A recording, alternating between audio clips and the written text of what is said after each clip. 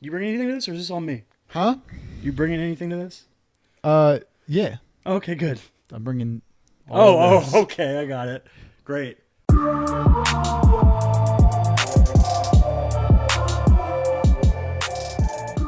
Hey, we in. What's going on? Yeah. Yeah. All right, we're not doing that. Okay. Hey, guys. Welcome to the Chris and Kyle Welcome. Show. He is Chris and I am Kyle. What's up? Not much, dude. Not much? I'm ready to be in LA already. That's yeah, for sure. we're in the midst of the movings. Yeah. But we're going to be Well, in the midst of the movings for like over a month. Yeah, potentially. Potentially, we don't know. Yeah. We don't know yet. Up in the air. Excuse me. You know what I thought would be kind of cool way to start? What? If you talked about that Navy pick that was going around. Oh, okay. Yeah. Cool. I thought that was We can do super cool. Yeah. Yeah. So when I was pulled off of my ship, I was on the USS Philippine Sea, which is a guided missile cruiser based out of Mayport, Florida. And I was pulled off of my ship and placed on limited duty because of all of my mental health issues, right? And while I was on limited duty, the first place that I went to kind of sucked. It was basically just like you were like the janitors of the base. Like you walk around and you pick up trash. And I talked to the senior chief there because while I was there, I tried to I took a second class exam and I was like 2 points away from making it or whatever. And he was like, did you miss any awards or anything like that? And I was like, no. And he was like, you don't seem like you care a lot about making second class. And I was like, I mean, it's not that big a deal to me. And he was like, all right, well, like, what do you care about? And I was like, I care about like writing and stuff. I mean, that's what I'm doing in my off time. I'm going to film school afterwards and stuff. He's like, all right, you care about writing? You ever thought about going to the public affairs office? And I was like, no, I didn't even think that was an option. He was like, there's always an option. So he literally next day walked me to the public affairs office, said, hey, this guy's working with you now. Yo, shout out to that dude. He was awesome. And it's weird though, because like a lot of people didn't really like that senior chief. Yeah. But I guess because he liked me, so he looked out for me. So the public affairs office, while I was there, I ran their Facebook. I coordinated tours. I took pictures for the Facebook as well as the base newspaper, because the base newspaper was like basically part of the same office. But it was by far like my best experience that I had in the Navy, as far as chain of command goes, as far as what I was doing, like what I was actually doing. As far as what I was doing as my job. I loved it. But part of that job was taking pictures when the ships would come back from deployment. Exactly. And I had a really cool experience as far as the first time that I ever went on deployment was with the USS Philippine Sea, right? And their next deployment after that, I was actually off of the ship and working out of the public affairs office at that time. So I got to see a deployment while I was on the ship, and coming back and, witnessing a homecoming while you're actually on the ship from that side, as well as seeing the side of the people that are on the pier waiting for you, right? From the same ship. Yeah, exactly, from the same ship. And so there's like a lot of people that you knew. There was a lot of people that were still on the ship yeah. that I knew, and I was taking pictures of them and stuff. And there's a lot of a homecoming for a ship coming back from deployment is it's a celebration. You have tons of friends and family lined up on the pier. Everyone has signs. People are taking pictures. People are crying. There's always like news people there as well. And it's a really special occasion. But recently, reunited and my office, the public affairs office in Naval Station Mayport, posted a photo that has like pretty much gone viral. It has like over like 3,000 shares. It was on the front page of Reddit. Yeah, it was on the front page of Reddit, which that's not the first time that we've been on the front page of Reddit before. Because like the last time that we had a picture on the front page of Reddit was at the USS Philippine Sea's homecoming that I was taking pictures at, and there was a guy that had a picture that said You owe me money, right? Yeah, yeah, it was like to his friend. He was like, "Hey, dude, welcome back. By the way, you owe me $5 or something." It was a really funny sign, but that made the front page of Reddit. But and like I told everybody else in the office, like I sent out like an email. I was like fucking millions of people have seen this picture. Yeah. You know, like it is our, like we didn't take that photo, but I took a photo of that dude. Yeah. And posted it on our Facebook. And I was like, this is how important, you know, as silly as it is, like this stupid sign making it to the front page of Reddit and shit. Like the people enjoy our story, and it's important for our story to get out there, and that was our job. But anyways, so on the homecoming of the USS viral photo. Yeah, so the second viral photo, this is more recent, which the USS the Sullivans came in at the end of December, I'm pretty sure. And when for your homecoming, for your ship, you do like a raffle pretty much, and in order to like fundraise for the ship, you do a raffle, and one of the prizes is getting the ceremonial first kiss. So you're basically the first person off of the ship, and you get to kiss your one of your loved ones. And the person that won it for the Sullivans, USS the Sullivans, was gay. And I saw this picture before I ever knew that it was your ship. That it was it wasn't my ship. It was my office. My office that took the picture, because the local news also put up that picture, and all the picture it's basically like an exact recreation of the 1945 VJ Day. Yeah, it's like the picture of the dip of the man dipping down the woman. Yeah. And kissing her, but it's a man dipping down another man. One's white and one's black, and it's just like a celebration of love. Yeah, it's a really and people got really angry about it, and I saw shit about it. Like I saw someone share an article from a site that was like LGBTQ Nation or something like that, and it seemed like kind of like they were trying to get a rise out of people. It was like it was very like clickbaity. Yeah. Like the title was like conservatives saw this photo and now they're outraged or something. And I was like, that seems a little weird. But I went onto the Naval Station Report Facebook page, which I used to manage. Yeah. And saw this picture and scrolled through the comments, and 90% of them are super positive. Of former military people. For a Facebook commenter, it's awesome. That's solid. Yeah. It's awesome. Yeah. But like there's former military people being like, this is what I fought for. This is amazing. Like it's absolutely your right. And then there's just that 10% that are like being like, well, they're going to answer for this in another life. Crazy stuff. Just super religious shit, Yeah.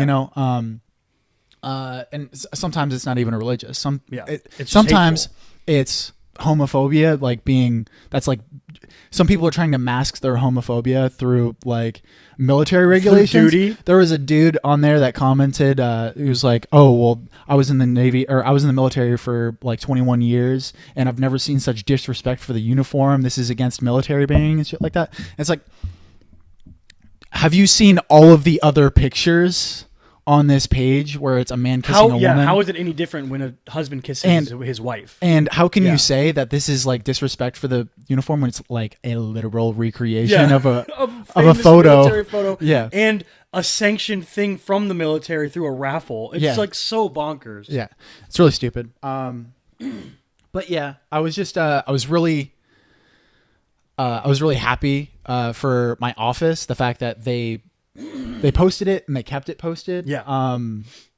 And they also, I'm not sure if who interviewed my old boss, Bill Austin. Shout out to Bill Austin.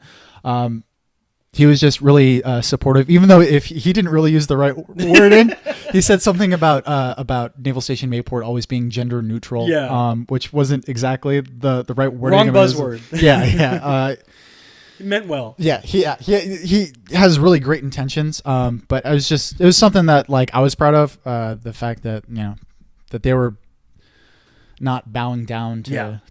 They were like, oh well, we're gonna avoid confrontation here, so we're gonna take down this photo. Yeah, I feel like those people that are like in that 10% of the negative comments are the same people that were online. I don't know if you saw this, that were talking about you know who Alexandria Ocasio-Cortez is, right? Yes. Did you see the video of her dancing in high school that was going around the internet? There's literally a video of her dancing, like they made like a home video of her like on a rooftop somewhere with her friends dancing. Yeah. To the song from Breakfast Club that they danced to in the library. She like literally recreates like the side dance and stuff like she's just dancing, having fun in high school. Right. And people were online being like, this nitwit is now a congresswoman, like just crazy stuff. Being like, how can you be so angry at watching someone have fun? Yeah. It's so bonkers. Yeah. It's just nuts. They have to be the same type of people. Yeah. I don't know. I hope all this shit ends, man. Like, I hope that it gets better. I wouldn't say ends. There is just so much dichotomy, dude. Fucking, I hate that there's a left and a right. I hate that there's a fucking red and a blue. I don't agree with a two-party system. I don't know a lot about politics and history. I'm not well informed enough to understand why that there's a two-party system. Now we got a two-party. Dude, I've watched Hamilton. I know. Or listen to Hamilton. I know. Or what we should do in its stead. I don't know. But I know that when you create two teams, that it's not conducive to conversation, cooperation, problem solving. Yeah. Right. It just is ultimately detrimental to psychology. And I think that's one of the biggest problems with Donald Trump. I think that above him just being an idiot, I think that the way that he thinks is polarizing. Yeah. He embraces that sort of us versus you mentality. The us versus you thing, but also everything is either amazing or it's terrible. Yeah. There's no nuance. There's zero nuance in his thought. And that is something that in politics that you have to have in order to be a good leader. Yeah. I think that there's a time and a place for simple decisions and for being decisive. But I think that there isn't enough of it. I think that decisiveness and the proclivity, the proclivity to being decisive is people just fearing other people thinking that they're going to be weak. Yeah. Like the being indecisive, is so parallel to that person having a weak mind. Yeah. Like, oh, well, if you're not loyal to one idea, if you go back and forth, even the negative idea of like changing your mind. Like the fact that you can get lambasted for changing your mind is crazy. Yeah.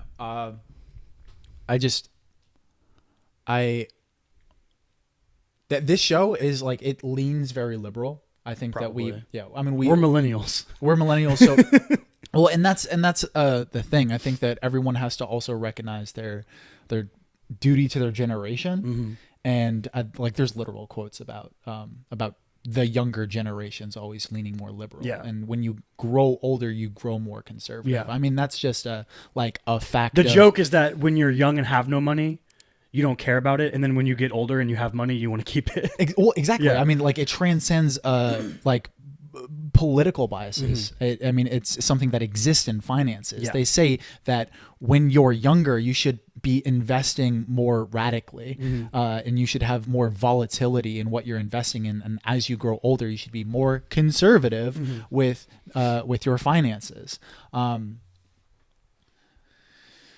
So I think that we all need to recognize that is existing. And I think that we all need to examine ourselves, examine, are we just saying things, thinking things that our friends are saying, Yeah. Or that we see on the internet. or that we see on the internet, and how fair, how just are we being with our own psychology?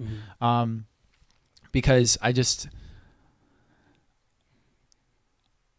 yeah, I believed in nuanced thought. I believe in nuanced conversation. It's Middle ground, compromise, all good things.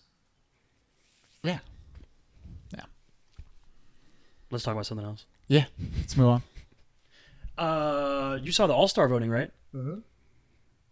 There's some nonsense in this All-Star. Okay, so the first report of the NBA All-Star voting came in this week.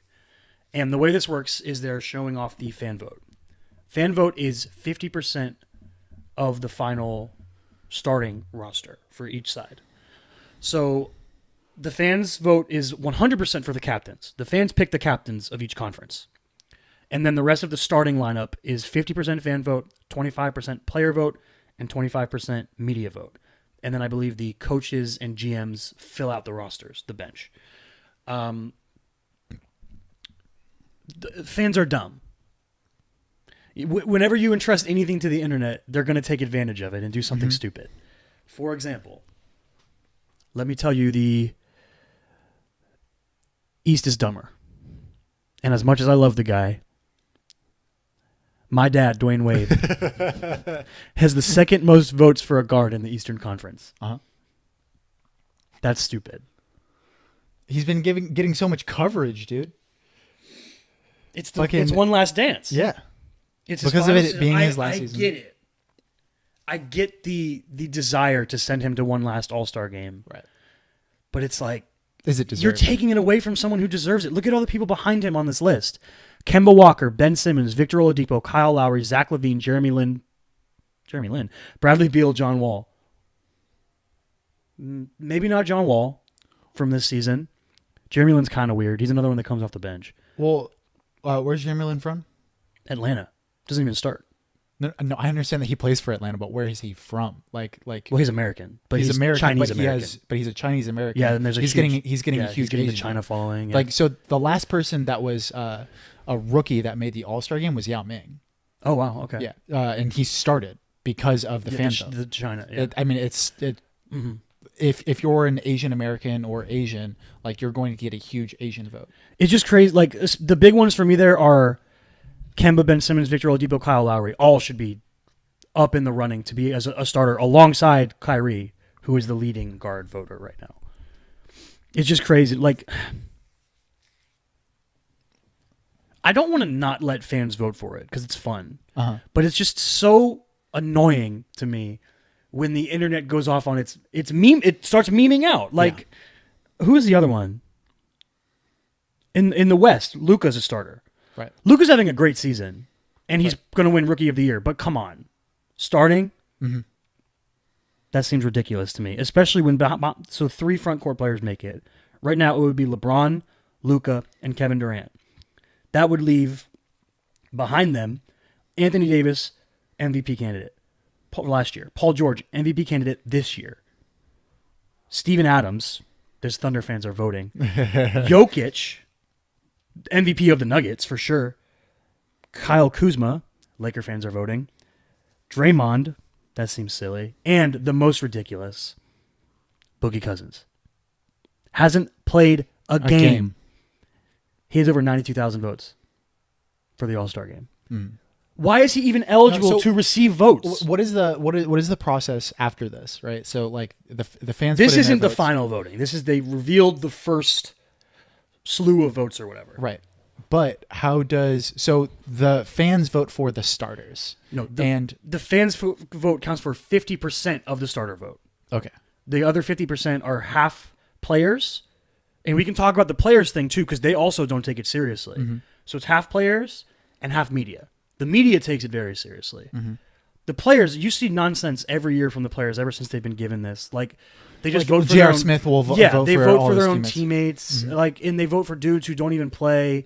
It's like they don't take it seriously at all, which is really annoying because they asked for the power to do it, and then when they got it, most of them don't even care. That's annoying. it just seems like if something like the All-Star game, being an All-Star, is something that you're going to gauge someone's career off of, you know, when you look back and you're like, oh, should this person make the Hall of Fame? Right. And you're like, oh man, they were an 8-time All-Star or whatever. The value of being an All-Star should be valuable. It should be earned. It shouldn't just be something that's kind of silly. Yeah. Like this is. Yeah.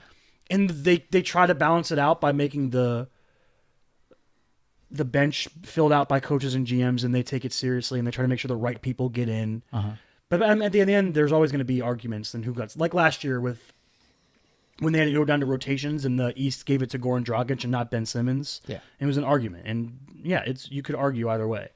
But it's like, but the problem is not the argument. It's not taking it seriously. Yeah. Like having an argument over whether Goran Dragic and Ben Simmons is taking it seriously. Yeah. Of whether like who actually that deserves part's it. fine. Yeah. I also D Wade being a starter is silly. Have you ever? There's heard, other ways to honor Dwayne Wade during All-Star Weekend than having him and he's take being a spot away from someone more. He's being honored. He's being honored every game. Yeah, like teams literally, are playing. Every team is playing tribute videos to him. They're doing the ceremonial jersey swap after every game with every team. Yeah, like opposing fans cheer for him when he checks into the game every week. Yeah, He's I've being honored. never really seen anything like this. Have you? I mean, Kobe was similar. Kobe's farewell was similar. Yeah, He was getting presents and stuff. presents. Yeah, people would like bring gifts. like I remember. Same with I remember Mariano Kobe's Rivera last in game. baseball. I remember Kobe's last game, like because I watched it, but I don't remember anything before that. You mean when he scored 70? Or yeah, it was 60. I think. 60, yeah. And they just kept. They feeding just him the kept ball. letting him shoot. They were like, Kobe, go for it. Have you ever heard Zach Lowe's take on the All-Star games and No. how every person who has made an All-Star game in the East, it should only count to like 0.75 of making an All-Star because it's so much easier to make it in the East than in the West. I feel like I hear people complain about that a lot. Like the West is so much better than the East. We need to get rid of playoff seeding and conferences or change the conference. And it's like, yeah, but those things always seem to come back around. You know what I mean? The West isn't always going to be better than the East. I mean, the West has had a pretty... During the Heatles era, wouldn't you say that the East was better? Back when it was the Celtics and the Heat and the Pacers, you know, like the Paul Pierce Big Three Celtics and the Heatles Heat and the Pacers with Paul George and somehow Roy Hibbert. You know what I mean? Like it hasn't been that long since the East was really good. True. But like, even before the Heatles era, like I feel like the West has had over the course of the league. Part of it is the Spurs have just been so good for so long, 20 plus years with Pop. Yeah. And then the Lakers are historically always good, but so are the Celtics. They like kind of balance each other. True. Yeah, I just don't really see it as a problem. It doesn't I don't bother really me. see it as a problem. I don't want them to get rid of conferences. I think divisions are fucking stupid. Yeah, they Nobody don't mean cares. anything in the NBA. Divisions don't matter. All determines is who you play more times in the season. It's like you play them 4 times instead of 2 or something. Yeah. Yeah, fucking I don't think that they should get rid of conferences. I don't think it's about getting rid of conferences. They want to get rid of using the conferences for playoff seeding. So they want to seed the playoffs 1 through 16 instead of 1 through 8 and 1 through 8. Which I get the argument. I understand it. Mm-hmm. The thing that is shitty about it is traveling and time zones and scheduling conflicts. Yeah, like if if fucking Orlando had to play Sacramento. or Portland, Yeah. you know, and they have to play Yeah. each other fucking 7 games Yeah. in a series. And then you have to schedule it, and then you're losing the East Coast audience when Orlando's playing on the West Coast because they have to start the games at 10 o'clock or whatever on the East Coast. Yeah. It's just scheduling nightmare to do that. And I just feel like I think it's an overreaction to try to adjust it. I don't think it's undoable. I think that it's possible. I don't want them to do it. No, it doesn't seem worth it. I'm fine with how it is right now. Yeah, I think that's one thing that like the NFL has over the NBA is division races matter and it's exciting. And then there's wild card spots and it's exciting. The race for the wild card spot. I think that works. The problem becomes sometimes like the Heat are currently leading their division, and we're 18-17 or whatever. So it's a team who, if the playoffs started right now, would be the 6th seed. You would then make them like the 3 or 4 seed because they won the division. That's a little bit weird. In football, it works a little differently because it's 1 game playoffs, it's 1 and out, and it's less games in the regular season. I think the way that they have everything seeded works fine. It's just, you're right, divisions don't matter. They don't mean anything. But yeah, this All-Star vote is silly to me. It's fun, but it's silly. Like, I would be cool with Luka making an All-Star game, but it's like, it's hard when you see that list, which I just closed, so I'm not going to read it to you again. And like, there was a bunch of dudes on there who were questionable that you could find other players. and it's like, well, Luka is playing great as a rookie, but if you're looking at his numbers, are his numbers better than like a Dame Lillard? You know? Well, he's being voted in the front court as well. He's not being voted in the back court. Right. He's being voted as a forward, Which is weird. because he plays. It seems like he plays guard. Yeah. I haven't watched enough Mavericks to know, and I think technically he starts at the 3 because Wesley Matthews, I think, is technically their 2. Right. It's just kind of, it's that weird thing where because of the way modern basketball is, positions don't really matter as much. So People argue about that as well. Like, if as they far should as change the All-Star format, voting. should they like go to like instead of doing like 2 backcourt, 3 frontcourt, should they do like a guard, 3 wings, and a big or something like that, or even less, Or just best 5? Yeah, or something. if you just get rid of positions. Yeah. But then it might get guard dominated or something like, or wing dominated. You never know. It's weird. Yo, give me an all-center fucking All-Star game. Jokic. Jokic could play the point. Jokic, dude, what did he say? He said, "I'm a point guard trapped in a center's body." Jokic. Does AD count? Or is he a forward? As a center? Yeah. Well, I guess he starts at center this year because of Mirotic. Yeah. So AD, Jokic. AD could be like a really huge 2, right? Yeah. Okay. Why not? He used Al to be a Horford. guard. Al Horford is a Swiss Army knife. Al Horford. Put him on the wing? Put him anywhere. He can run the point too. Put him anywhere. You want Rudy Gobert on there to be your center? The Rudy Gobert is the most center. The of center on the centers. center lineup. So we need one more guy. Cat can play the 4. See if that works. Yeah. That'd be so silly. That'd be so silly. Imagine Jokic coming down the court every play. Here I come. Who do you think would win? Like that The team, all-center team or or the like all-point guard team? or like all point guard team. If you have Steph, Russell, I think the all point guard team would win. Ben Simmons. That's not fair. Yeah, the all point guard team would win. Really? Yeah, for sure. I think it's that easy. There's so much more. Like, they're so much faster. They're better shooters. Like, we put good shooters on the list. Yeah. AD's a good shooter. Jokic's a good shooter. Cat's a good shooter. Gobert's not a good shooter. Al Horford's a good shooter. But come on, Steph, Harden, Damian Lillard. Like, there's just like you can put just lights. Like, they can just stand 30 feet away and be like, if you don't come out here, I'm just gonna shoot. And if you come out here, I'm just gonna run past you because you're too slow. You know what they could do? I don't think it would be that easy. The center lineup could try to do what I think in a half court, they would struggle. I don't think it the would be center as easy as you lineup. think. The center lineup could try to do what the Miami Heat have been doing to surge their winning streak. Not a streak, but they've been winning a lot more lately, and run a 2-3 zone. They could try it. I feel like that would be Or would it hurt them? awful. I It think would hurt them? Yeah, because like the one thing. But then that they don't have to fucks up- chase the little guys around. But the one thing that fucks up a 2-3 zone is perimeter shooting. That's true. That's true. That's true. Yeah, I feel like in a half court it would be more difficult than you would think. But in transition, like Game over. Yeah, good luck. And then, like, how effective would it be to just feed every big dude against, like, to just be like, get Steph on anyone and post him up? Yeah. I don't know. It'd be interesting. I don't know how it would work. It'd be fun. I'd watch it. Make that an all-star event. The all point guard versus all center team. And then just do, like, the most hype wing off. Just 2 all-wing teams. The most balanced skill set in another game.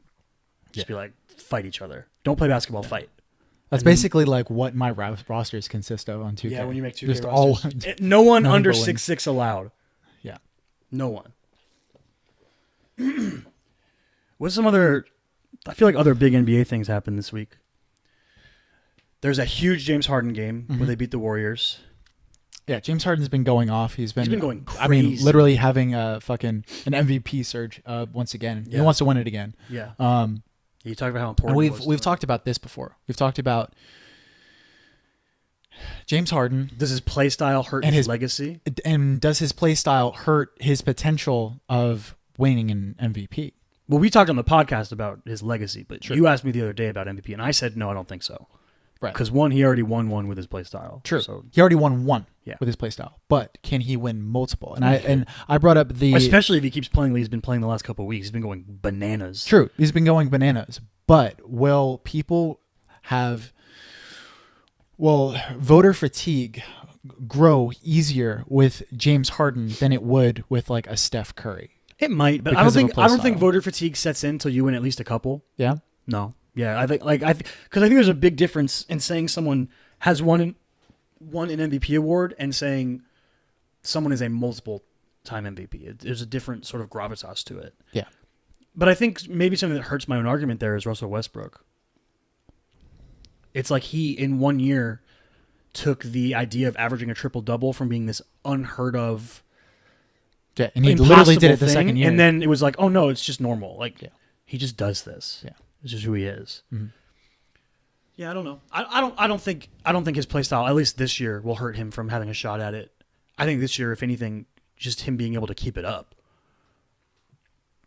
Because historically, since Chris Paul went there, they've struggled a lot when Chris Paul's been hurt. And he's carried them these last couple of weeks. So if he can keep that up with Chris Paul out, and then when Chris Paul comes back, if they can get him back into the lineup and playing well again, he could win another one. Who do you think's the best, second best team in the West? Second best team in the West. Not the Rockets. You don't think No. that the Rockets? I don't think the Rockets' play style works in the playoffs. really. Nope. That ISO heavy. They basically have two things that they do, and they do them extremely well. They do ISO heavy, give James Harden or Chris Paul the ball and let them work and find an open shooter or score. And they do that high pick and roll with Clint Capella. Right. And they're really, really good at it. Yeah. I don't think in the playoffs, when you play against more locked in defenses and more, you're always playing good teams. Yeah. I don't think it works. See, At least I not would to say- at least not to the level that it works. I would say that it in the regular does season. work and it has worked. You know, I mean, they were this close. You know, they were fucking a horrible game Yeah. away. A horrible 2 games. Okay, so 27 missed threes in a row. 27 missed threes in a row from making the finals and beating the Warriors. But yeah, I think that it lacks dynamicy, right? And I think that is the most important thing that you can have, like the versatility. And a lot of people talk about versatility when they talk about defense, right? And like Yeah, being able having to switch on to different types of and players. having guys on the floor that can guard multiple positions, right? But having guys on the floor that can do multiple things, you know, like guys like Al Horford, right? Someone that can get a rebound, dribble up the floor, make a good pass, hit a three, right? It makes your offense as well that much more dangerous, right? The Jokic's of the world, Right. And like I would venture to say that is also what makes Steph Curry so dangerous, right? The ability to take a shot from 35 feet away, right? And it being a good Is shot. in itself, like that is versatility, right? That is you opening up more offense or more options for your offense because you have the options of not only he can shoot from fucking 10 feet away if he wants to. And I would trust him with that shot. Yeah. You know, he's a little bit smaller, but I would trust him if he has an open shot there that he can make that shot. And he can also make it from 35 feet away. Yeah. And that puts more pressure on your defense. Now, that is one of the reasons why I don't like the whole There's only one ball. the ball dominant kind of person. You know, like to me, it's like, okay, can this person shoot? Can this person pass? Then they should be able to handle the ball. handle ball. You know what though? I'm looking at the standings right now because you asked me who I think the second best team in the West is. Right now, the Warriors are third, and the Rockets are fifth. First is the Nuggets, and second, the Thunder are really good. Yeah. Like the Thunder seem like a team to me that could smother the Rockets in the playoffs. Yeah. Yeah. Mm-hmm. Like you just put Paul George on Harden, and Harden's going to get his points. You know what I mean? And it's just a matter of, does Harden get his points, going 15 from 28 and 6 of 12 from 3 with 15 free throws, or does he get his points going 12 of 35? You know what I mean? That's the difference. And how many turnovers? How many turnovers? And that's the difference. And I feel like the Thunder are the type of team that can force him into that inefficient thing where he's taking, he takes 8 step back threes a game, and he hits 3 of them. He buries 4 of them on you, but those ones that he missed should have probably been better shots and points. And I think the Thunder are a type of team that can do that to the Rockets. Yeah, and I think the Thunder is a good answer. I mean, because they have the horses, right? They have the guys that should be able to lead them through a playoff series. Yeah. Right? And like I said before, Paul George has been playing amazing this year. Now, the problem is that there's no precedent for them stepping up incredibly well in crunch time situations in the playoffs. Like last year, they fell apart. They fell apart in fourth quarters. Yeah. Like this Rockets, because like Russell Westbrook's been to the finals before. It's not like he hasn't made the run. And even though Paul George is playing great, Russell's still the guy. You know what I mean? He's still the alpha of the team. Right. He has been he was in a big shooting slump to start the year. And I think that will go back to the mean. He'll shoot better as the year goes on. His problem has always been cutting out the really bad shots.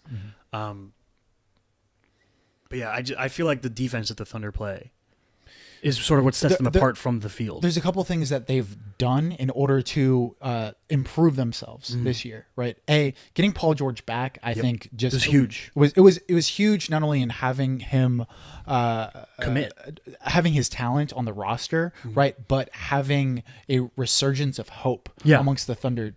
Right, like when they originally got Carmelo, got PG, and they basically were thinking, okay, this is a rental for PJ. He's going to go to the Lakers next year. It was easy to be like, okay, well, if we don't do anything this year, then we're kind of fucked. Yeah. And having him commit, and not only commit for 4 years, I think, for another year, but for a fucking 4-year contract, it was huge. And I think that it brought out a resurgence of hope on the roster, in the locker room, as well as the front office. Right, they made a lot of good. Well, at least I thought were getting Dennis Schroeder was huge. Right, and not only that, guys like Jeremy Grant have made. Well, that's just improvement, right? It's just have made shows good improvement. Development. Exactly. What's their guard's name? Ferguson. Terrence Ferguson. Yeah. He just had like a really scary fall. I don't know if you saw. Oh, really? That. Yeah, he's fine. But I think he went up for a block, and I forgot who was underneath him. I think like Josh Hart. They were playing the Lakers, and yeah, Josh Hart was kind of underneath him, and Terrence Ferguson was high as fuck. Like his like. Oh, it was like that Derrick Jones fall. Yeah. Okay. Yeah, basically, yeah. He fell flat like on his stomach, but he was all right.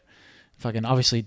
Steven Adams, nice guy at the NBA, fucking ran up to help him. Dude, Steven Adams is so nice. He's my favorite Thunder player. When he helped up, was it one of the 12 Plumleys? Dude, let's remake Cheaper by the Dozen with the Plumleys. Yeah, Plumlee like ate it, and Steven Adams helped him up. Yeah, Steven Adams is another big part of why I think the Thunder are so good. You were talking about versatility. Yeah, that dude is so versatile. And I think really underrated offensively. Well, he's someone who he plays his role so well. Yeah, he knows his role. He doesn't care about. He's one of the best team players that you I read. have, right? It was something Zach Lowe had written.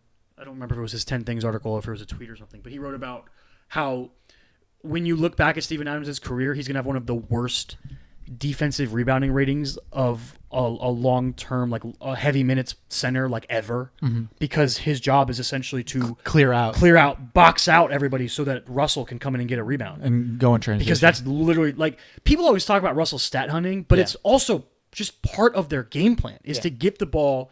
The faster the ball gets to Russell's hands, in order for them the ball gets to the net on the other end. Yeah, like that. Which is smart. Yeah, one 1.5 seconds of Steven Adams getting the rebound, turning and finding Russell Yeah. makes all the difference when Russell could already be at half court by himself. Yeah. Because he's so fast. So I don't like when I hear people talk about Russell's stat hunting. Maybe he does a little bit. When, I think he does. When people complain about like assist hunting, I'm like, oh no, you're looking for open shots for your teammates. Ugh! See but the problem there is like say if I'm a point guard, right? And I know that I can initiate a play in which I can get a pass to an assist, right? Or my pass or a screen or whatever. Like, are my assists coming first, or is the team's success coming first? Which, like, this is something that I talked about when Paul George resigned. I was like, what if this like restores something in Russell Westbrook and makes him that much better of a team player, because like that's the thing. I don't think Russell is not. A lot of people on his roster say that people love playing with Russell. They love it. Right. Victor Oladipo talks about how Russell's the reason he is how he is now. Paul George played for a season with Russell Westbrook and was like, Russell is why I want to stay. Kevin Durant has even talked about what a good teammate Russell Westbrook was. I think that there's a lot of elements there. I think that there's a lot of things. I don't think that Russell is the sole reason. I also think that Paul George didn't want to play with LeBron James. Maybe. I think that because he said it himself. He was like, if I went to the Lakers and won, it was because I joined with LeBron James. If I went with the Thunder, it's because I stayed. It's because I stayed. Yeah.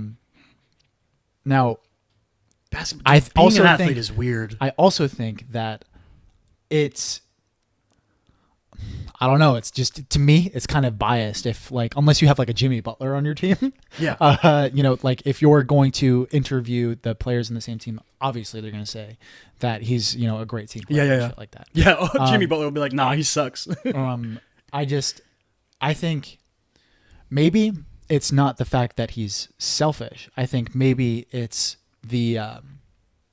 his assertiveness and his aggression. He's very aggressive. Could lead he takes too many shots. Exactly. That's true. He shoots as much as Clay and has nowhere near the efficiency. And it's like, it's weird because I don't think it comes from a selfish place. I think it comes from he just believes in himself so much. It's like that thing where if he didn't have it, he wouldn't be how good he is. You know what I exactly. mean? If he didn't have that ego of how I am so great, I am the best player on the court.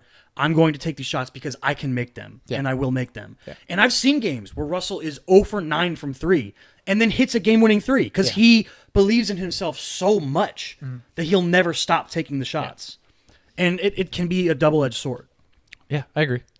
I love watching Russell Westbrook. He's one of the. I love watching the Thunder. He's one of the most fun guys to watch. It's like the opposite of James Harden. Like the foul baiting thing, Russell will just be like, no, I'm just going to run through you, and I'm just going to try to dunk on you. It's like the opposite in terms of the mentality of contact. Yeah. Yeah. James Harden is super fun to watch sometimes. Yeah. Like I would even argue most of the time, right? Most of the time, what he's doing is beautiful.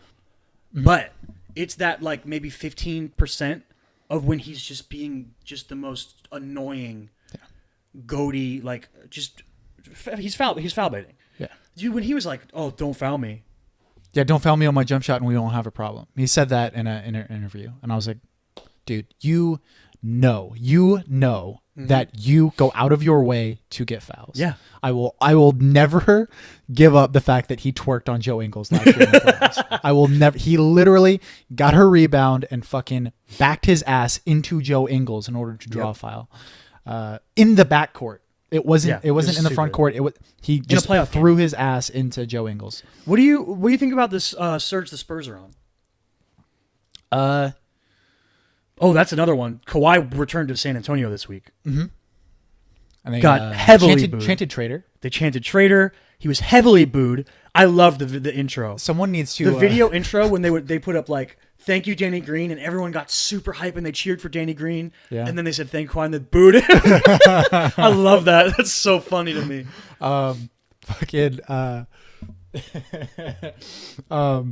Someone needs to take the Walk of Shame episode from Game of Thrones and just put like Kawhi's head and then like Spurs fans are shame. Shame. Oh my god. You only bring that up because we've been doing nothing but watching Game of Thrones last week. A lot of Game of Thrones. Well, a lot of Game of Thrones. And we're gonna watch even more. Okay, so Spurs, in their recent successes, I think that anytime that you have Greg Popovich coaching your team, that there's a good chance that they're going to be good. Mm-hmm. No matter how depleted your roster They're is. coming back though. Derek White is back. Lonnie Walker just played for the first time for the season. But even that, so just having one injury that was the severity of Dejounte Murray's injury, would be enough to cripple a team for good, to say, you know what, we're going to tank instead of trying to be good, whatever. I don't know if I agree with that. You don't think so? No. He's fucking second team all defensive but point guard. He's incredible. But he's not DeMar DeRozan and he's not LaMarcus Aldridge. I agree. He's not their best player on their team. He's not even, offensively, Rudy Gay's more important than he is. Bryn Forbes is more important than he is offensively. Okay. He's an elite defender. Okay. But I don't think he's at that level yet. I think he's going to get there for the Spurs. I think he's Pop's new toy. You know what I mean? Like, he's the next one that you're going to be like, over the span of 4 or 5 years, Pop is going to turn him into the Spur. Do you think that Pop is going to stay there for that long? I hope so. Maybe not that long, but I think, I think that either this season or the next, he's probably going to retire. Yeah.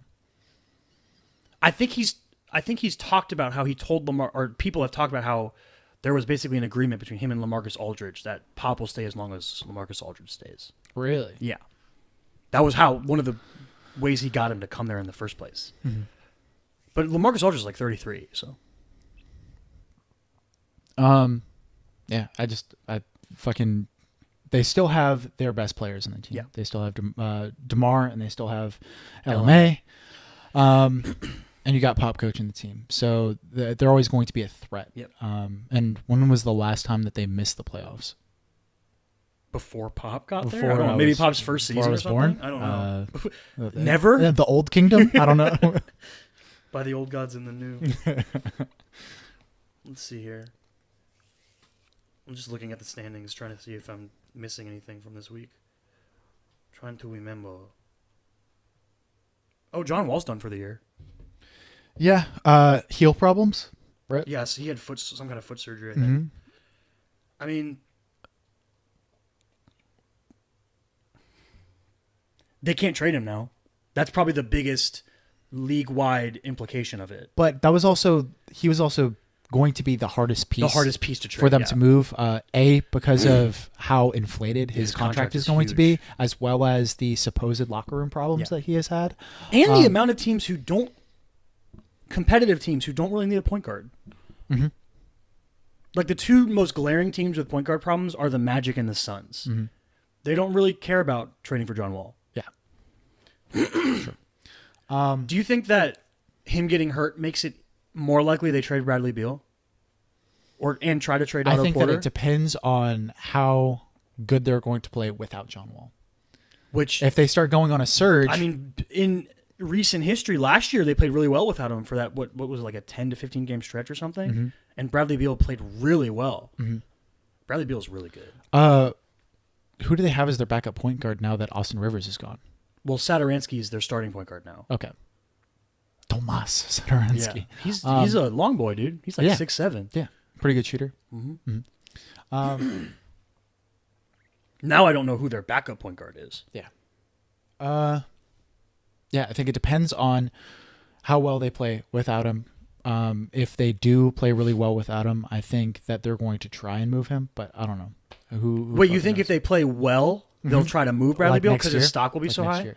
Okay. Not okay. So I think that they'll try to move John Wall. I think it all depends. The problem is I don't know because the Wizards are so fucking confusing. I think that it's hard to evaluate them because they've sort of contradicted themselves as far as like the news that's come out about them as far as what their front office is trying to achieve, because they came out and kind of like hinted that everybody on the roster was available, right? And then they trade for Trevor Ariza. So like last ditch those effort, baby. Yeah. Did they trade for Trevor Ariza early enough that they can trade him again before the deadline? If they want to? I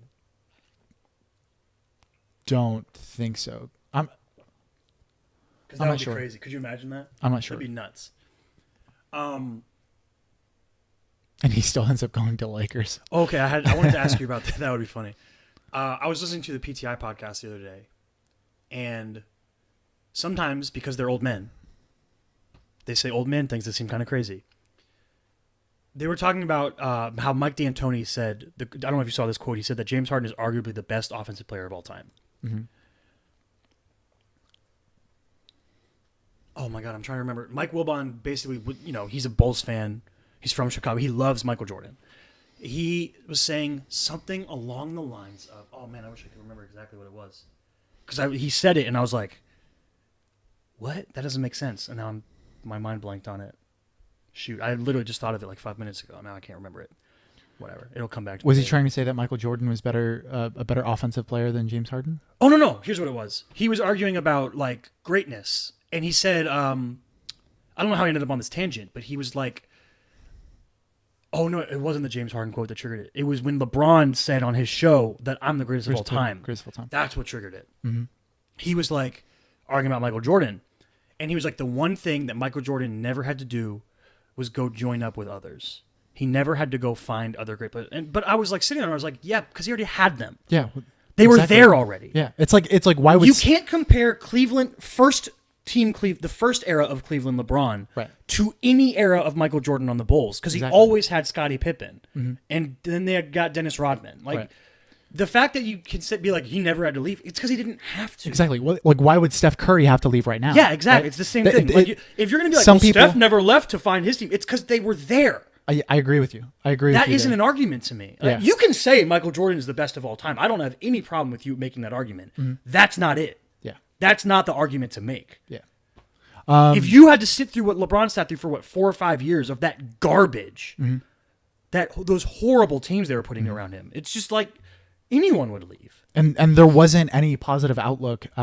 His best teammate was like Zilgauskas, whatever that dude's name was. Like, I think that the comparison between the environment that they were drafted into, between Steph Curry and Michael Jordan, I think that it's very similar. Yeah. Right. I think that connected by Steve Kerr. Both connected by Steve Kerr. I think both were in environments where they were making really good draft choices that fit the and developing players really well. Yeah, exactly. Like Draymond is a perfect example of their development ability. LeBron's talent was something that kind of hindered the development of his teams. That's something that's happened. Because he's so good, his teams always make the playoffs. They have worse draft picks. Yeah. Therefore, they can't develop through the draft as well. Yeah. Especially if you're not like a Danny Ainge type. If you're not making moves. I forgot the GM for the Warriors. I watched a YouTube video on the Warriors and their growth over like since 2010. And all of the decisions that they've made as far as draft choices and trades and shit like that, and all of the it's so fucking impressive. Like a lot of people will criticize the Warriors for adding on KD and like how this super team, but like he kind of is the only piece that like they added. Yeah. Outside of we signed. They signed Sean Livingston and Andre Iguodala. Yeah, like bench pieces. Yeah. Or what's the center's name that started for them? Bogut. Well, no, Bogut they drafted after Bogut. He's on the Pistons now. He's not good, but he started for them for like 2 years. David Lee? Nope. Who? Way more recent than that. The brute that people think is a dirty player. Oh, Zaza Pachulia. Zaza. Okay. Yes. I knew there was a Z. Yeah, former Magic player, dude. Zaza was on the Magic? Yeah, Zaza was on the Magic. Yeah, so like I think that it's unfair to examine those environments and being like, oh, well, like Michael Jordan didn't have to leave. Well, I heard that argument. Scottie I was Pippen like, you Phil can make Jackson. a lot of arguments. Like, if you want to make the 6 rings and the 6-0 in the finals argument and all that, it's fine. That's not the argument. The fact that trying to use LeBron changing teams against him, that's not it. Mm-hmm. I have one last NBA news I saved the best for last. What's that? There's a few spots left open on Waiters Island. I don't know if you want to come. It's really nice weather. Yeah. We're having a good time down here. We're very, very anticipatory. Mm-hmm. Yeah. Yeah. Like real estate there has been pretty cheap. Real estate there has been very cheap. Yeah. I got in early. Yeah. Got a nice spot. It's a little bit inland because I'm afraid of sharks. Right. Yeah. I don't know how that metaphor. Land translates. sharks are real, dude. What? But yeah, Dion Waiters is back.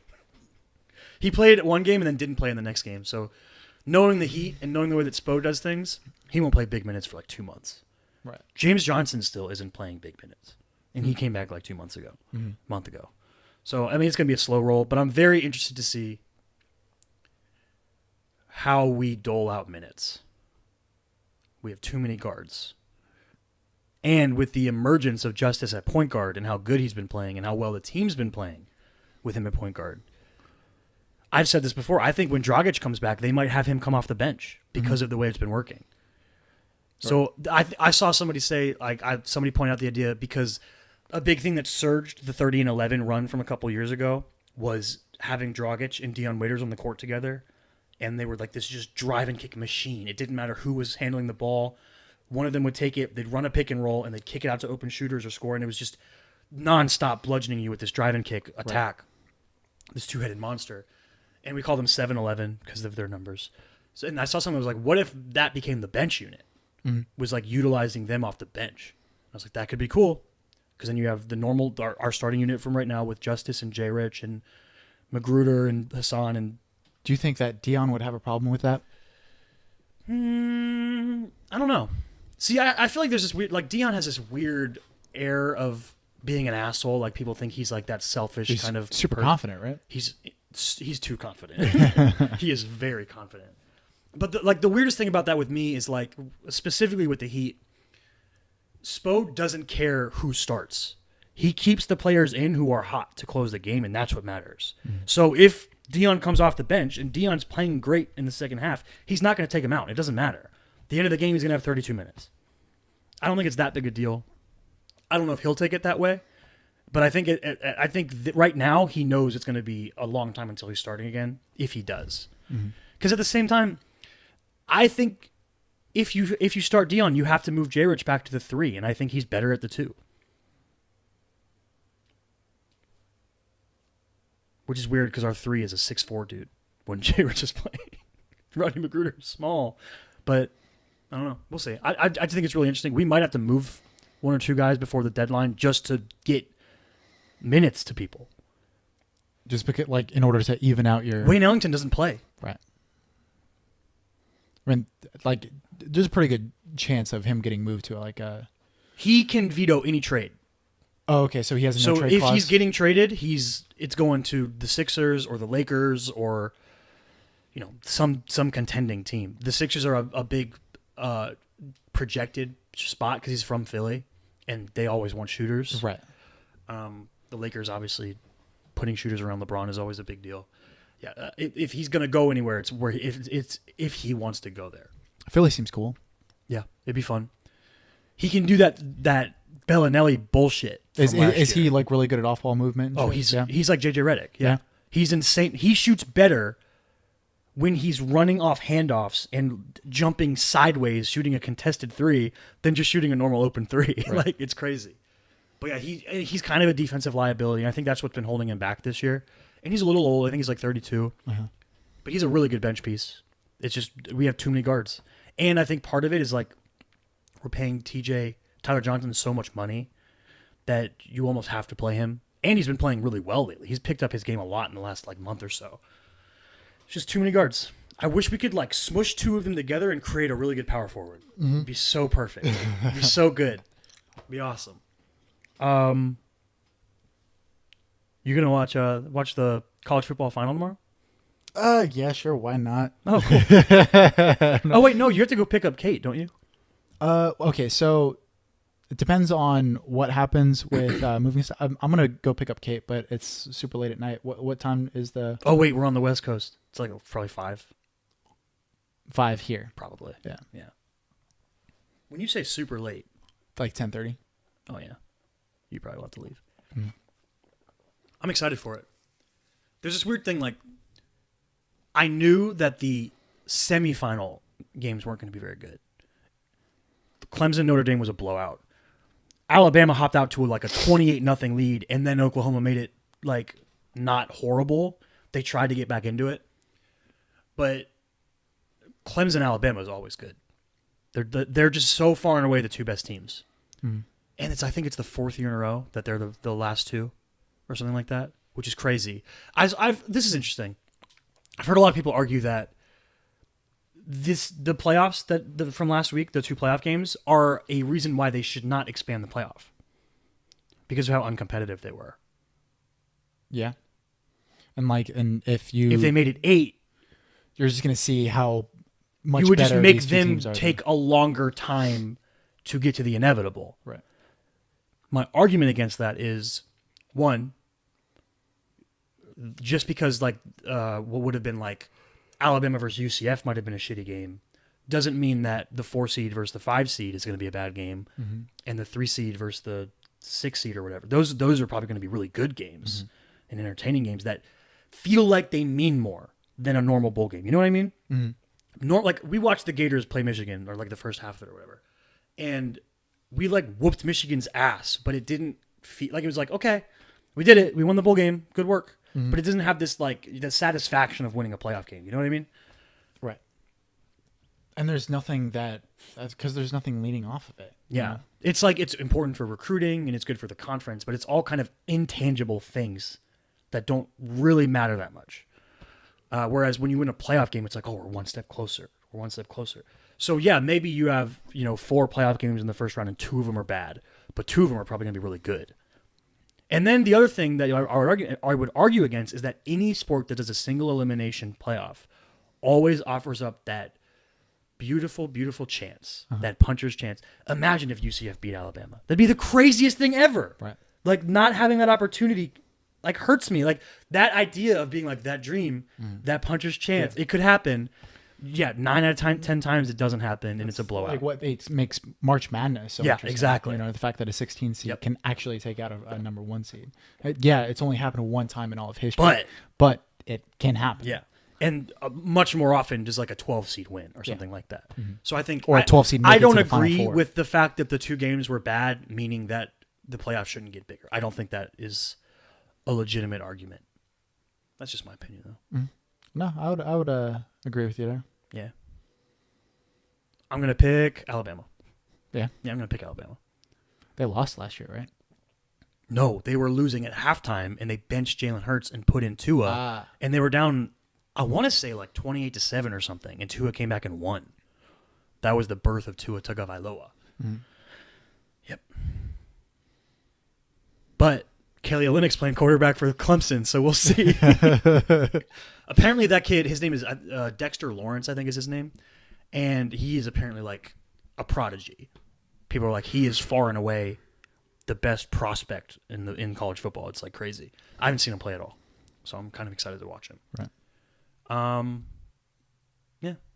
NFL playoffs were on this weekend. They've been pretty good so far. The Seahawks need to let Russell Wilson play quarterback. That's annoying, but other than that, why? What is he doing? They're just so committed to running the ball that it hurts them. Like there's a difference between being like, we need to establish the run and being committed to it, and doing it to a detriment where you're like, first down 1 yard, second down 1 yard every single drive, and then being like, all right, Russell, it's 3rd and 8, go get us a first down. Right. You can only do that with efficiency for so long. And he's an elite quarterback. Like he made some throws last night that were just bonkers. It just, he didn't get enough chances. And then it always ends up being this thing where it's like, now they're down 10. It's like, all right, Russell, go be the hero, go win the game. And he drives us down, they score a touchdown. And then they're like, they do the worst onside kick ever. It's just annoying. I think the Chargers are wrapping up a win against the Ravens right now, which is pretty cool. I like Phillip Rivers a lot. A lot of people hate Phillip Rivers. I like Phillip Rivers. But he is like one of those, he's got like a Chris Paul syndrome. He has he hasn't done it in the playoffs thing. So I'd like to see Phillip Rivers make a deep playoff run. Because I think if he won a Super Bowl, I think he'd be a lock-in for the Hall of Fame. Yeah. But right now it's like, you could debate it. It's weird because him and Ben Roethlisberger and Eli Manning are all in the same draft class. He's the only one who doesn't have a Super Bowl. But he has, I think, the best statistics out of all 3 of them for his career. And Ben and Eli are sort of considered, locks for the Hall of Fame. Some people will argue with you, but those people are dumb. Eli has 2 Super Bowl MVPs. He's going to make it. Sports. Oh, I saw this morning. Did you see that John Jones has scheduled his next fight already? No, I didn't see that. Yeah, he's fighting Anthony Smith at UFC 235. He is fighting Anthony. Did you see the shit that they were talking? Yeah. So like it was pretty recently after his fight. Anthony Smith jumped on the opportunity. He was like, "Yeah, let's make this happen. I'm gonna start talking." And John Jones bit. called him out. He was like, "Stop using a Fox Sports platform in order to set up a fight with me." Yeah. And then which John, is like kind of silly. It's like, dude, like it's kind of your job. Like I don't know. No, it's different. Like I've always kind of felt it. I've always felt it was kind of weird that Fox Sports uses active fighters on their analyst panels. Yeah. For their like their like post and pre-fight shows and stuff. True. Even like Daniel Cormier doing commentary is a little bit weird because he's an active fighter. Yeah. He's really good at it, so I forgive it. But it's like when they have like Tyrone Woodley and Anthony Smith. I didn't even know he did it. It's strange. All these like active fighters on the panels. It's weird to me, especially when there's like so many dudes that have retired that you could go have. Like Chael Sonnen does it, and he's really good at it. Yeah. It just seems like Is Dom retired? No, he got hurt again. He was gonna. He's one of those guys. Like it seems like he's like on the fringes of ending his career, but like he could just make keeps some trying type of to make a comeback. Yeah, but he's also in his mid-30s now, so. Well, he's older. He's had a lot of injury issues. Dude, I feel so. And because he's so good at commentating now, that it just seems like just roll over into the next life, the next career. I feel so bad for him. His injury issues throughout his career, though, and he's always been like, he's so like optimistic about it all the time, and he's always like, I don't know if you ever listened to his episode on Joe Rogan's podcast. Excuse me, where he talked about going through the 2 different knee surgeries. It's like inspirational. The mindset that he has is crazy. Mm-hmm. He's a really compelling dude. Yeah, he's a very interesting guy. But yeah, Anthony Smith, I guess, is an analyst sometimes on Fox Sports, which now is over. It's January. They're on ESPN now. Mm-hmm. No more Fox Sports UFC stuff. But yeah, he like used it to be like, I'll fight John Jones. I didn't see it, but there's something like that. But he is the number 2 or 3 ranked light heavyweight. So, I mean, it makes sense. Mm-hmm. He's been on the rise. That'll be fun. I saw like somebody that was talking about like that, breaking down the fight a little bit. And they're like, this is a perfect opportunity for one of 2 things to happen. One, Anthony Smith finishes him and blows up, like really makes a name for himself, makes a statement. Or John just obliterates him because he's like that type of fighter who's going to try to come in and get in your face. And John can just completely take advantage of with his technique and his skill. Yeah. But I think it'll be fun to watch. I mean, anytime. I think it's a good fight. There was somebody else that called out Anthony Smith, right? Another light heavyweight? Yeah, that was during the fights. After his fight, he called him out. I forgot. During the last fight card? Yeah. I don't remember. I forgot who it was. Somebody else who called out Anthony Smith. Well, not going to happen now. Let's do this. There was another fight announced for the 235. This is all happening March 2nd. So the John Jones fight is not signed because they have to wait until the hearing this month to get him his license renewed in Nevada and everything. Uh-huh. So they have to wait till like January 29th before they can do anything official. This fight apparently is signed. Tyrone Woodley is fighting Kamaru Usman, not Colby Covington, right? Which is interesting. That's a pretty good fight. I don't know how to ask this. Like, do you feel like Tyrone Woodley is bad for the UFC? Yep. Yeah? Yep. As a champion. Not as a contender, as a champion. I think that's because he has such a different fighting style since he got the belt. Right. I think if he so fought, much more conservative. I think if he fought with some aggression and wasn't so conservative, he could be a great champion. What do you think is the difference between someone like Tyrone Woodley since he's gotten the belt and a George St. Pierre while he had the belt? Because George St. Pierre is someone who was criticized for having really boring fights. He was incredibly dominant. I think part of the difference is, he is very lovable. Tyrone Woodley is not very lovable. Uh-huh. One, I don't think GSP people. That's sort of like when someone says that Khabib is a boring fighter. It's kind of a similar vein. You know what I mean? GSP isn't actually a boring fighter. He's boring to a casual fan. He does a lot of things throughout a fight. True. And he usually does a thing that negates what you're best at. True. He's like the Bill Belichick of the UFC. Right. He's not evil. He's not an As evil. far as He's not an evil wizard. He's a strategy. genius. A Yeah. strategy. Strategy. Yeah. He like if beating you involves just jabbing you to oblivion, that's what he's gonna do. Yeah. If beating you means wrestling you, that's what he's gonna do. The difference, I think, one is potential. Every fight with Tyron Woodley has the potential to be fireworks and explosion, but he just doesn't do it, and it's disappointing. Mm-hmm. GSP isn't that fighter. He's a technician. Mm-hmm. He's a brilliant technician. Yeah, he doesn't have the type of power that Tyron Woodley has. Tyron Woodley has ungodly power. Right. I don't think that that Tyron Woodley has that sort of his passive fights, where his where he's reserved in his style, aren't him outpointing you with the jab and beating you with sparring exchanges and then backing out and keeping distance and using footwork. It's not him out wrestling you. He could, but he doesn't really do it. Yeah. It's just him waiting and him knowing that his opponent is afraid of him and using that to wait and wait and wait until he can get one big strike in. I think that's what hurts him. But I think on the come up, Tyron Woodley was amazing to watch. Do you think that?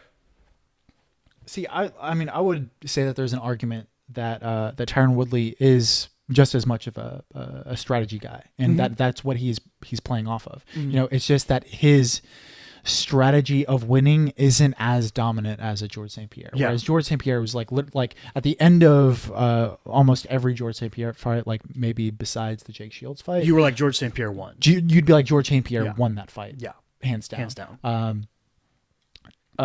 Tyron Woodley, it's not really like Well, that. like It's the first more Wonder Boy debatable. fight, it was like nothing happened for 5 rounds and then there was a knockdown. Yeah. But I would say, so you brought up Khabib, and you brought up the audience reaction to saying that Khabib is a boring fighter. I would say if you're going to compare those three types of people, or those three fighters, Tyron is the most boring, Yeah. then GSP, Then Khabib. Yeah, I don't think drops that you bombs can, on you from the top. well, Yeah. I think that He's Khabib violent. is so much more aggressive and reckless Yeah. even than GSP Well, is. just look at the Al Iaquinta fight. He almost got caught because of his aggression. Well, yeah, and he'll fucking stand and bang with Yeah. you with someone that he probably shouldn't Yeah. be, you know?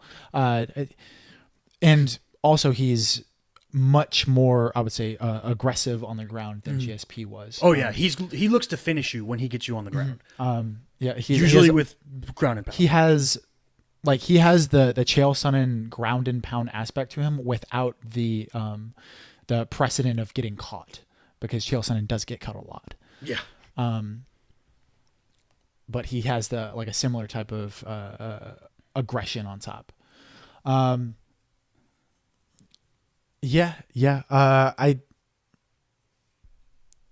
I would agree that Taran is somewhat boring, but I don't fault him for it. I don't think that I think that the UFC doesn't like him as No, champion. the UFC definitely doesn't like him. I don't look forward to Tyron Woodley fights as much. Like when he was not champion, I did, because it was this potential for an explosive knockout. Yeah. Now I go, oh, he's gonna be reserved and he's gonna bide his time. Yeah, and the only fight that you really look forward to is a Robbie Lawler. Well, that's the other. I was gonna bring that up. The stark contrast of the welterweight era. Yeah. It went from George St. Pierre dominating the division for however long he did, and then he retired. Yeah. And it became Robbie Lawler's slugfest for 5 years or whatever it was. And it was every fight was a war, and every fight was crazy. We had got the Robbie Lawler versus Rory fight, one of the best fights ever. Really great fights with Robbie Lawler. Johnny Hendricks fights, and then Woodley finally took it from him, and it was like, oh, now this is the welterweight. The welterweight division was the most exciting division. Now it's the most boring.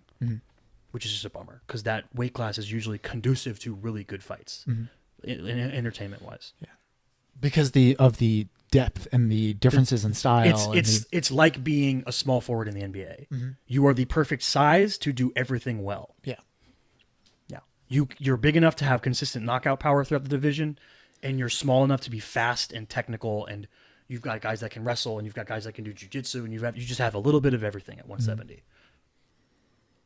Yeah, I think that shapes up for a fun card though, for a main and co-main. Yeah, I would agree. Yeah, I'm also. know. I think it's very cool how quickly they're moving with John because he said he wants to fight 3 times this year. Yeah, that'd be dope. Yeah. I mean, if you're going to redeem yourself in any way, fighting 3 times over the course of a year and not having any kind of drug issues, that's the easiest By way next to, year, by 2020, it'll be, hopefully it'll be like, remember when John Jones was troublesome? Yeah. Yeah. Yeah. It's pretty good. 2 fights. I don't know a lot about Usman, but I'm pretty sure he's pretty aggressive. So he might kind of draw that out of Woodley a little bit. Oh, well, a big part of the storyline is Colby Covington. Okay, yeah. It's just another reason why interim belts don't mean anything, right? He's the interim champion. Right. For some reason. Because they were like, oh, Tyron Woodley hasn't fought in like 4 months. Get an interim champion for some reason. Stupid. But to me, if you're going to do that, if you're going to have interim champions, you have to let them fight the champion. Yeah. Why it's the so fuck else silly. would you have an interim Does he champion? remain the interim champion forever? Like, I don't know. how does that work? It doesn't make any sense. Yeah, I'm not sure. Is it, and why are they choosing him over? Does Covington have injury issues? I'm not well informed enough. I don't know. No, Woodley had an injury that delayed the Covington fight. Right. And then I think they just felt like Covington has lost Because steam. he had shoulder problems, right? Woodley? Yeah. I think he had a hand injury. It was his most recent one. Yeah? Yeah. Okay. I think he punched someone too hard. But yeah, I think they just kind of felt like Covington lost steam, and Kamaru Usman had a really great showcase against Rafael dos Anjos, and they felt like his draw was a little bit bigger. Colby Covington I'm not a Colby Covington fan. I feel like I've only watched him fight like 1 time. And he's someone who is widely hated. Yeah, well, it's because he goes out of his way to say things he knows people will hate. He's just he goes out of his way to antagonize people. Yeah, exactly. He's an antagonist, and he embraces that, which can be fun. But you need to find a way to balance it with something like Conor McGregor does. Conor McGregor, I feel like, finds a way to also be likable. Yeah, I don't know how to put my finger on it, but it's there. Right. Well, I think he's funny. Yeah, is the thing. I think he's just is it just that he's better at it? Yeah, that might be it. Yeah, he's just really clever and funny about it. Like there's a difference between like talking about the things that Conor says and about putting you to sleep and all these things, and then just like putting on a MAGA hat after a fight. You're just trying to antagonize people when you do that. Yeah. And like calling out the NBA. Because it was all around that time that the Warriors were like, we're not going to go to the White House. And he was like, I'll go to the White House after I win. It's like he's just going out of his way to be antagonistic, attacking points that he knows have people split. And because he knows it'll get him attention. Yeah. I have no doubt that Colby's a really good fighter. Isn't he like a great wrestler? That's like his thing. Yeah, I have no doubt that he's a great fighter. But it's just, I don't look forward to seeing Colby Covington fights really. And that's another thing. Like, I wonder if the UFC is avoiding that fight because of the stylistic matchup. Oh yeah, because Tyron Woodley's such a good wrestler. Yeah. You got anything else other than UFC? Not for sports or anything, no. I watched a couple movies. Like I did want to talk about a movie too that we forgot to talk about last week. Oh shit, what movie? We watched The Prestige last week. Oh, okay, yeah. And I've seen The Prestige before, right? When I was younger, but I didn't really remember it super well. That movie is so good. It's incredible. Woo! The Prestige is. I just kissed my fingers if you couldn't hear it. I feel like there's like this thing now. Christopher Nolan is like this god figure in film. Like even casual moviegoers, there's a good chance they know Christopher Nolan. Or if you go, oh, I'm a big Chris Nolan fan. They go, I don't know who that is. You go, the guy who made the Dark Knight trilogy, who made Interstellar, who made Inception. Yeah, all these movies. And people like, go, oh, those movies are awesome. Yeah, even if you didn't know who Chris Nolan is, you know who Chris. Like if you've seen a movie in the past 10 years, Dunkirk. But this Prestige is kind of before he was Chris Nolan. Yeah, it's before he. It's like Memento and Prestige era. That movie is so good. Yeah, and it's a forgotten about movie. Yeah, I feel like it doesn't get brought up enough in the Chris Nolan mythos. And it was also it was in a weird situation where in the same year.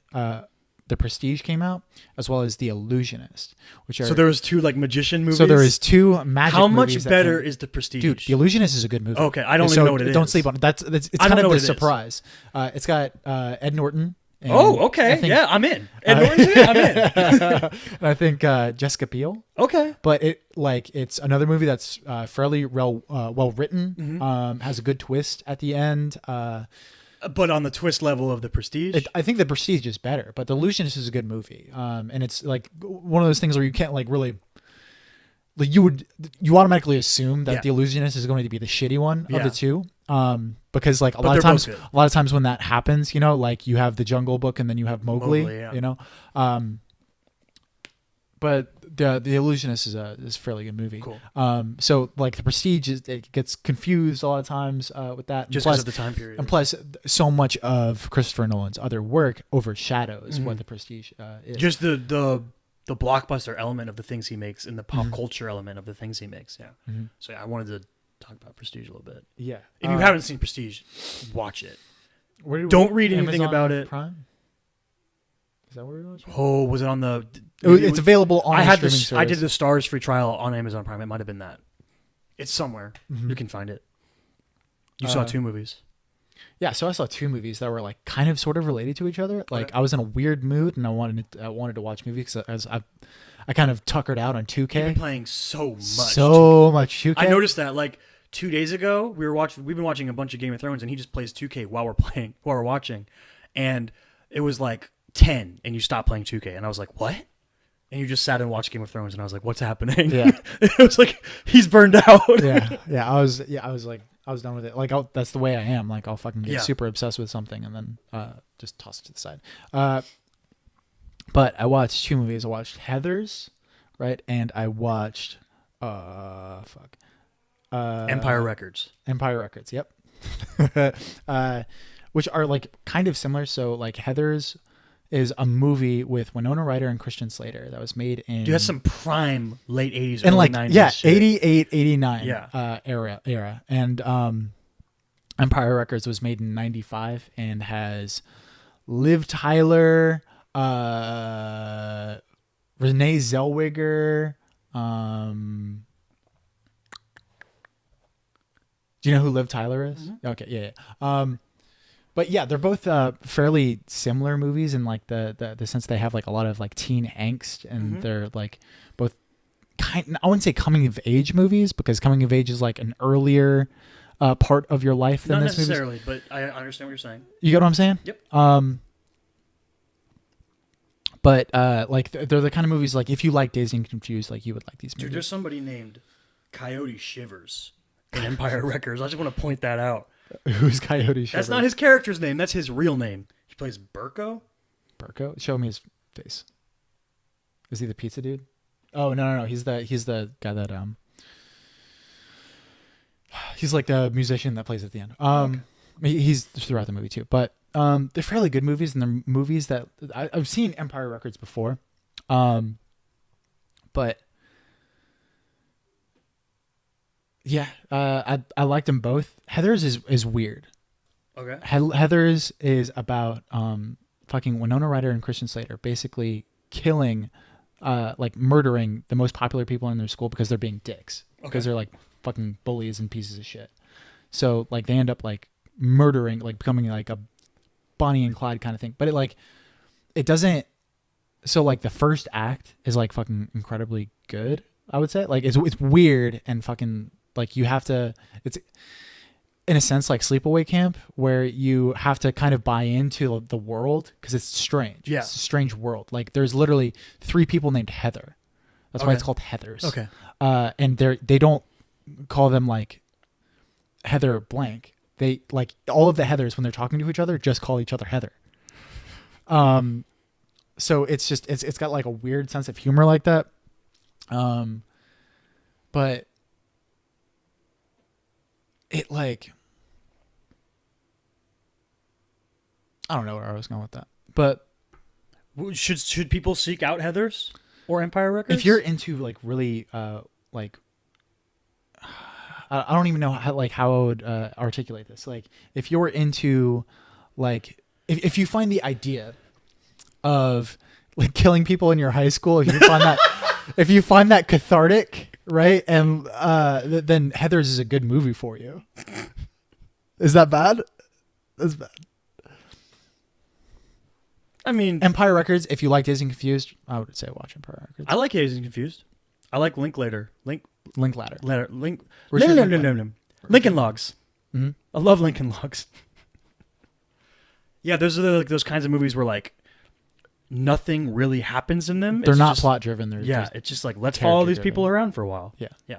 Dazed and Confused. Like McConaughey, baby. the summary of what Empire Records is just like 24 hours over the course of like being in that's this how you record know store. when something says like it's like Inside Llewyn Davis. I think has a similar. It's like follows musician Llewyn Davis throughout a week or something like that. It's like okay. Yeah. Yeah. So if you're interested in those types of movies, check them out. Mm-hmm. Check out The Prestige. The Prestige is better than them. Mm-hmm. Yeah. Prestige is dope. Dip. That's a dope movie. Do you have shout outs? Sure. Let me look at my list. Make sure I have one. I'll go right into my shout outs Sure, go because for like those two movies kind of led me into my shout out. Cool. So I always feel kind of weird for shouting out shit that people kind of already know about. Yeah. But there's certain things that people might not know about, right? And there's certain things that might have avoided you, even if these certain things are popular, right? So you ever heard of the band The Pixies or Pixies? Yeah. So you know Where Is My Mind? You know that song, right? If you played it, I'd probably know it. Right. Off the top of my head. Probably not. No. Okay. So they are a band that was formed in the late 80s. And I thought that they were English. They're actually from Boston. Okay. But in Empire Records, they were talking about the Pixies and like a cool after credits segment between two characters. They brought up the Pixies. And while I was going to Walmart yesterday, I like just threw on the Pixies Spotify and I like stumbled upon this song called Hey. And it's actually a pretty popular song by the Pixies. If you look at like their top 5, it's like in their top 5 songs, but I really only knew Where Is My Mind. And it's something that like a lot of people, if you've heard anything from the Pixies, you've heard Where Is My Mind. But there's a song called Hey that was off of their second album called Doolittle. And it's just a fucking really dope song that I wanted to recommend. Like do a little bit. No, it's like Doctor. No, it's like Doctor Doolittle. It's like Doctor Doolittle. Okay, interesting. And the cover of the album's like a monkey. Oh, really? That's funny. Yeah. Okay. So shout out to Pixies. Hey. Oh, Hey by the Pixies. By the Pixies. Very specific song. Very specific It's song. a dope song, and I would recommend it. Okay. I also have a musician. Weirdly, his name is Noah Mack. Okay. Noah Mack. I think he's like 20, something like that. He's young dude. He was a contestant on The Voice. He did not win because the people who win those shows never do. It's super annoying. Anyway, the people that win the those people shows who never should win win them? the singing competitions on TV never do win. Right. Like the most talented people never win. It's always like the young girl or the country singer, almost exclusively. Anyway, I love watching singing competition shows. It's like kind of cheesy thing to like, but I love them because I like watching people who are talented do the thing they're talented at doing, and I also really like cover songs. So it's like a good mashup of those two things. My one of choice is The Voice. Didn't mean to rhyme there. I just like the personalities on The Voice. Noah Mack. I don't know how to explain the genre. It's like electric pop driven, maybe. It's not really poppy though. I don't know how to explain it, the genre. Very electric driven. He basically makes all his music in his shed in his backyard. Plays every instrument, does all the arrangements for all his music, sings everything. Is he like a Bon Iver? Like is that like a not as comp? subdued as Bon Iver is.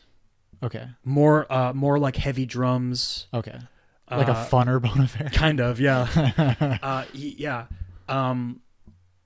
If you can find him on Spotify, he doesn't really have any albums. He has like a bunch of just singles that he's really like. It seems like he just goes out, makes a song, and then is like, "Here's a song," which is kind of cool.